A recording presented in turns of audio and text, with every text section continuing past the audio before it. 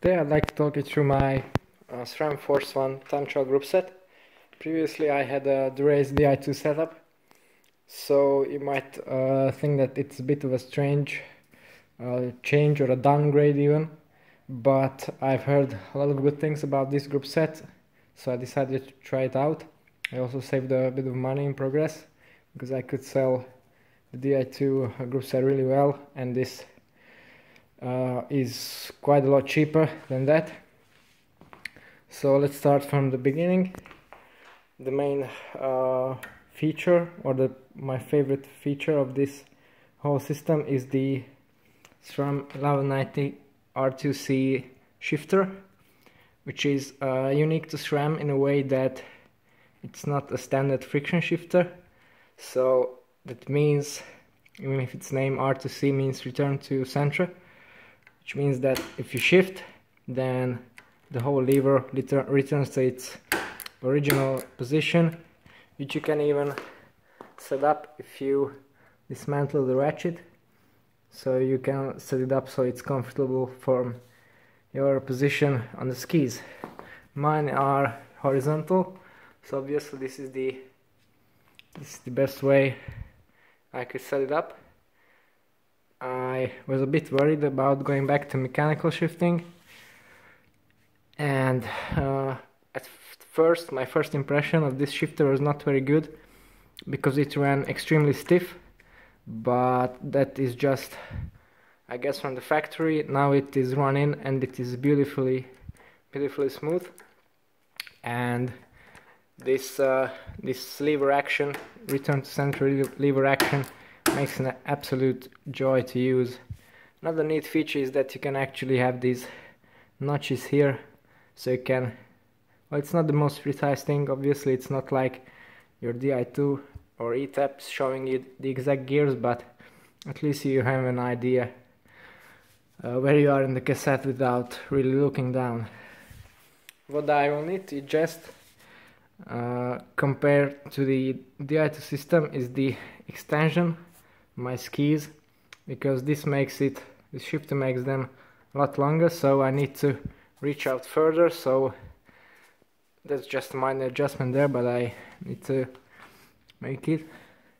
It's a bit strange, you know, because you have this right side a lot longer, so when you have an optimal position for this, then this one is a bit short, so maybe I need to extend this piece or even cut down this side, but that's not really a thing I want to do.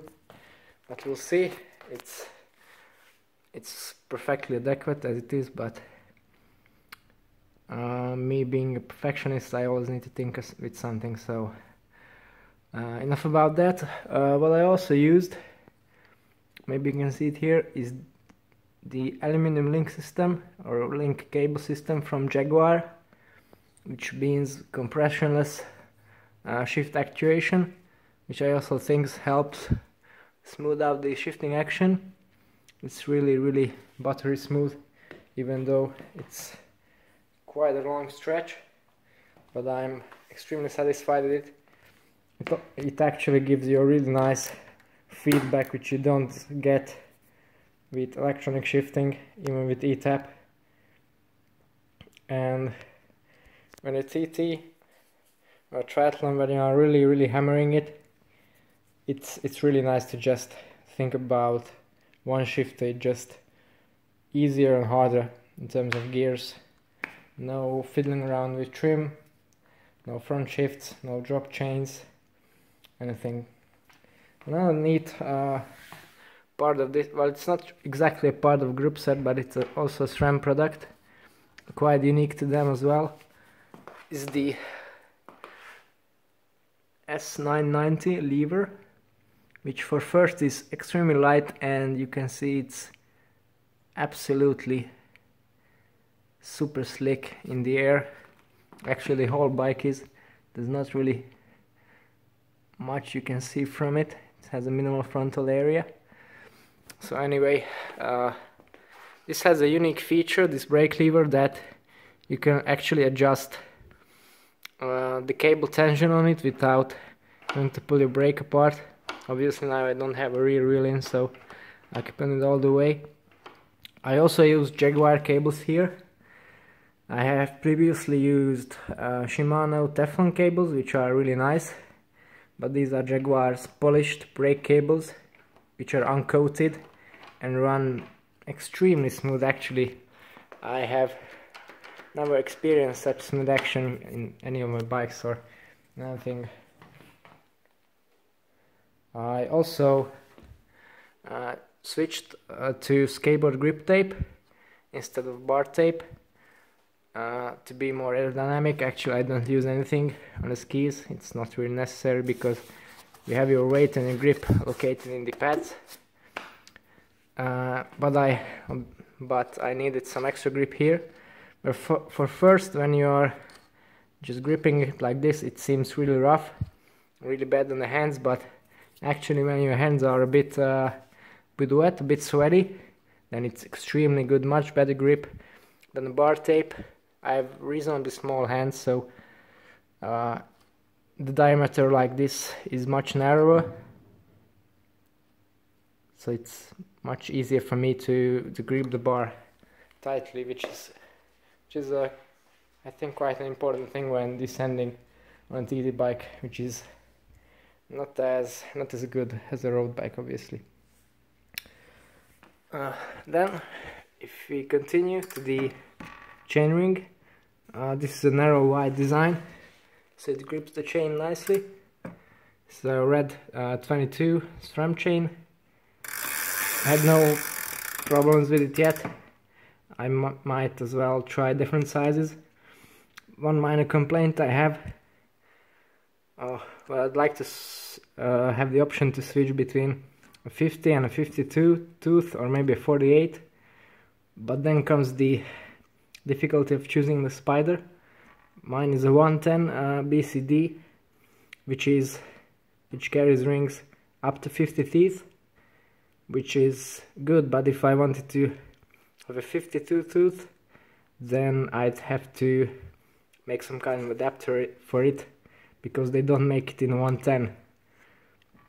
So either I have to order a custom carbon chainring in 52 or something like that. I'll see. For now 50 is good enough for my speeds. Maybe on fast days when there's no wind, I'd like to upgrade to a 52 to have my chain line in my usual gears, well, the most used gears, in the middle of the cassette, so I get some more efficiency. That's what Tony Martin is doing, by the way, which is huge chain rings to keep in the middle of the cassette where the chain line is best, and therefore the efficiency is best. Then, of course, the red Quark D0 crank is not part of this group set, so I'll save that for another video. Red 22 chain.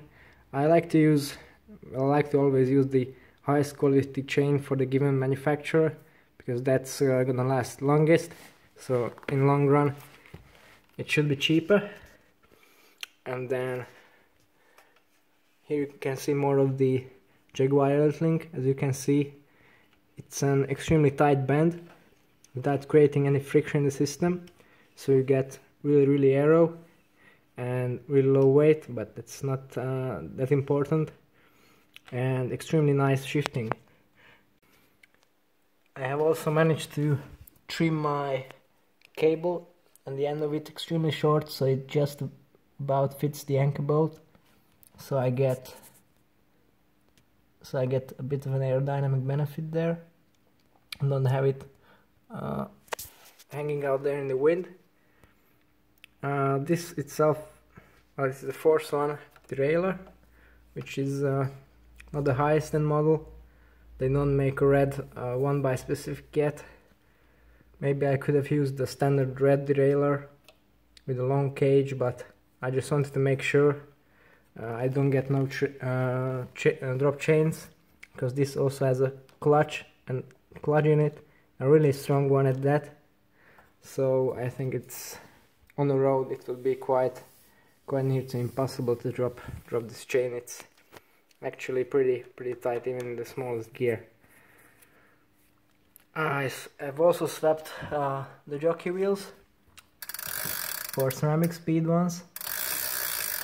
These also have the narrow wide design, so that means they're quite new, so they don't run very well yet because they grab the chain a bit too tight, but that will wear out eventually, so I get extremely smooth spinning and some watt savings there.